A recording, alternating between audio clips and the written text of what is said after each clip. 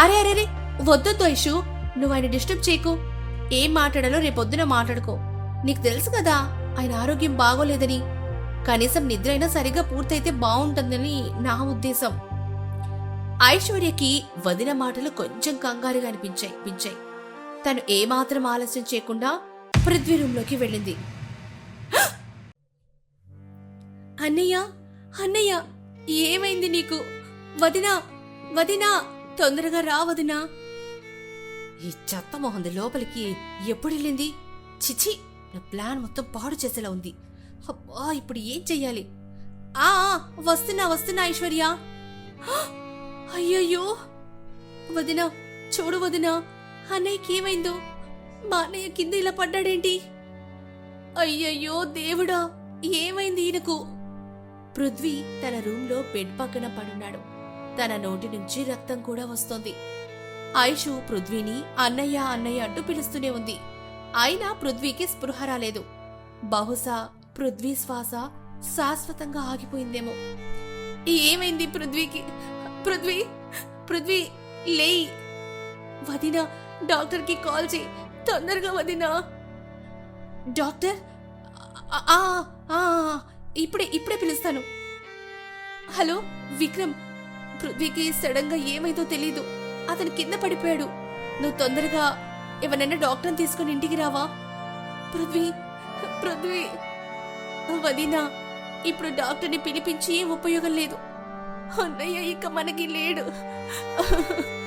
అన్నయ్య. ఏంటి ఏంటి లేదు ఐశ్వర్య, నువ్వు అబద్ధం చెప్తున్నావు. అలా ఎలా అవుతుంది? నా పృథ్వీ నన్ను వదిలిపెట్టి ఎలా వెళ్తాడు? ఎలా వెళ్తాడు? ఎలా వెళ్తాడు నన్ను వదిలి? లే పృథ్వీ, పృథ్వీ లే.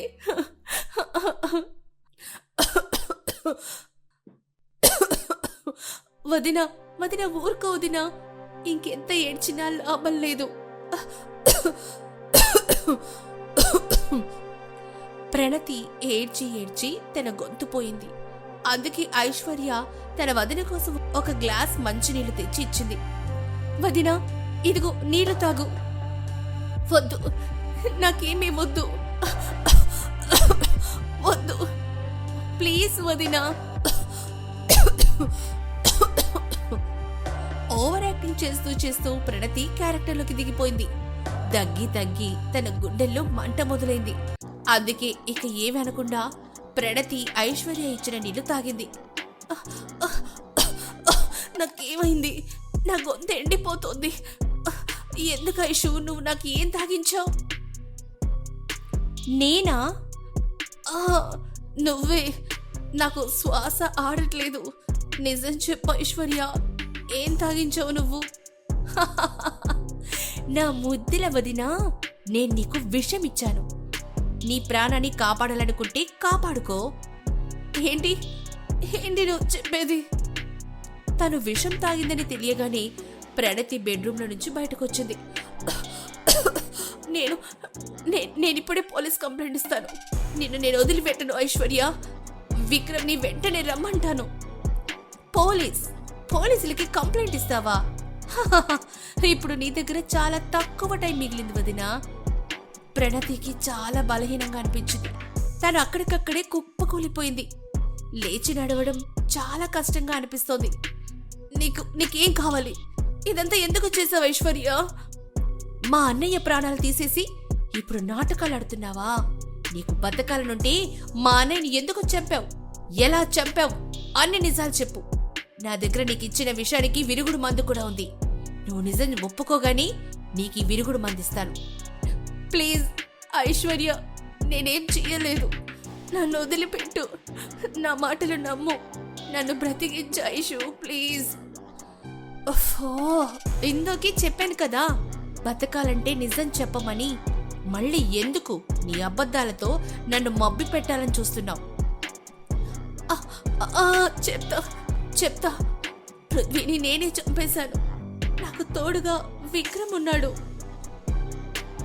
ప్రణతి బతకాలనుకుంది. అందుకే ఒక్కొక్కటిగా ముందు నుంచి జరిగిన అన్ని విషయాలు ఐశ్వర్యకి చెప్పింది. వదినా, మా అన్నయ్య నిన్ను ఎంతలా ప్రేమించాడు. కానీ నువ్వు అన్నయ్యని ఇలా ఎలా చేయగలిగావు? ఛీ! నా గొంతు ఎండిపోతుంది ఐషు. నాకు ఈ విరుగుడు మందు ఇవ్వు, లేదా నన్ను తొందరగా హాస్పిటల్కి తీసుకెళ్ళు. నేను ఇవన్నీ వదిలిపెట్టి ఎక్కడికైనా దూరంగా వెళ్ళి బ్రతుకుతాను. మీ అన్న ఆస్తి మొత్తం నువ్వే తీసుకో, కానీ నన్ను వదిలిపెట్టు ఐశ్వర్య, ప్లీజ్. వదినా నమస్తే, మీరు ఏడుస్తున్నారా? ప్రభా నువ్వు ఇక్కడ మా ఇంట్లో? మీ ఇంట్లో దాక్కుని ఉండాల్సి వచ్చింది వదినా. నీ నిజ స్వరూపాన్ని బయటకు తీయడానికి మొబైల్లో సాక్ష్యాలు రికార్డ్ చేశాను. నువ్వు కూడా ఐశ్వర్యతో చేతులు కలిపావా? అవును, ఎందుకంటే నేను నీపై ప్రతీకారం తీర్చుకోవాలనుకున్నా. నీకు గుర్తుందా నా మీద నువ్వు ఏ నిందలేసావో? నన్ను క్షమించు ప్రభా, నన్ను కాపాడు. నువ్వైనా ఐశ్వర్యకి చెప్పు నాకు ఆ విరుగుడు మంది ఇవ్వమని. నువ్వింత తొందరగా చనిపోలే వదినా. ఐశ్వర్య నీకు విషం కాదు, మైక వచ్చేలా ఒక చిన్న మెడిసిన్ ఇచ్చిందంతే. అలా చేస్తేనే కదా నువ్వు మాకు నిజమేంటో చెప్పేది.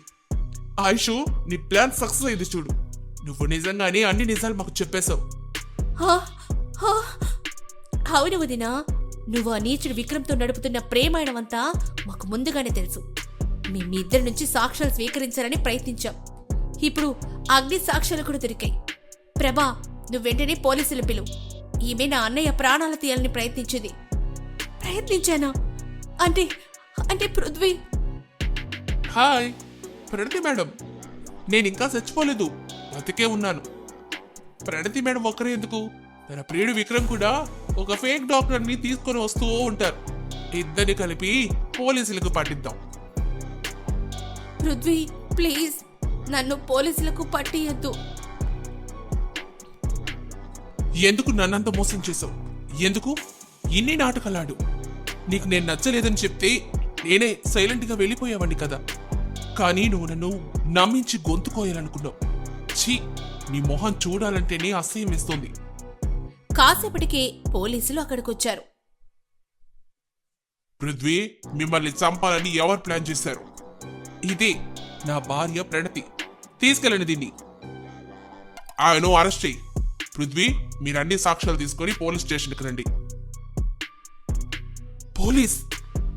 రండి, మేము మీకోసమే వెయిట్ చేస్తున్నాం. నేనేం చేయలేదు సార్, అంతా ఈ ప్రణతి చేసింది. నేను తన్ను పెళ్లి చేసుకోనని చాలాసార్లు చెప్పాను, కానీ తను నన్ను వదిలేదు. సూసైడ్ చేసుకుంటానంటూ బ్లాక్మెయిల్ చేసింది. మీరు ఈమెనే జైల్లో వేయండి. ఈమె అస్సలు మంచిది కాదు. విక్రమ్, నువ్వేనా ఇలా మాట్లాడుతుంది? మీ ఇద్దరు నోరు పోయండి. కానిస్టేబుల్, వీళ్ళిద్దరిని తీసుకెళ్ళు. ఇక ఈ డాక్టర్ని కూడా వదలం. ప్రణతి, విక్రమ్లకు అటెంప్ట్ టు మర్డర్ కేసులో జైల్లో పడేశారు. ఇక 1 సంవత్సరం తర్వాత బంధువులు ఐషు బతిమలాటంతో పృథ్వీ ఒక అనాథ అమ్మాయిని పెళ్లి చేసుకున్నాడు. తనను బాగా చూసుకునేవాడు. ఆ అమ్మాయి కూడా పృథ్వీని చాలా ప్రేమగా చూసుకునేది. తను బంధాలకు చాలా విలువిచ్చే అమ్మాయి. ఇక ఐశ్వర్యని తన సొంత చెల్లిలాగా చూసుకునేది. ప్రణతి దగ్గర దొరకని ప్రేమ, అనురాగం పృథ్వీకి అంజలి దగ్గర దొరికాయి. ఇదిగోండి, ప్రసాదం తీసుకోండి. అంజలి, నువ్వు గుడికెళ్ళొస్తున్నావా? అవును, ఈ అనాథకి ఆ దేవుడు అన్నీ ఇచ్చాడు. ఇచ్చిన దానికి కృతజ్ఞత చూపాలి కదా. మన ఇంట్లో ఎప్పుడు ఏ ఆటంకం రాకూడదని ఆ దేవుడికి పూజ చేసొచ్చాను. అంజలి, నువ్వు మా గురించి ఎంతగా ఆలోచిస్తున్నావు? మీకొక గుడ్ న్యూస్ ఉంది. గుడ్ న్యూసా? ఏంటది అంజలి? మీరు నాన్న కాబోతున్నారు. నిజమా? ఐషు, నేను నాన్నను కాబోతున్నా. కంగ్రాట్స్ అన్నయ్య, ఇక నేను అత్తనవుతాను. పృథ్వీ ప్రణతితో జరిగిన సంఘటనని మెల్లిమెల్లిగా అన్నీ మర్చిపోయాడు. అంజలి రాకతో పృథ్వీ ఇల్లు స్వర్గమైంది.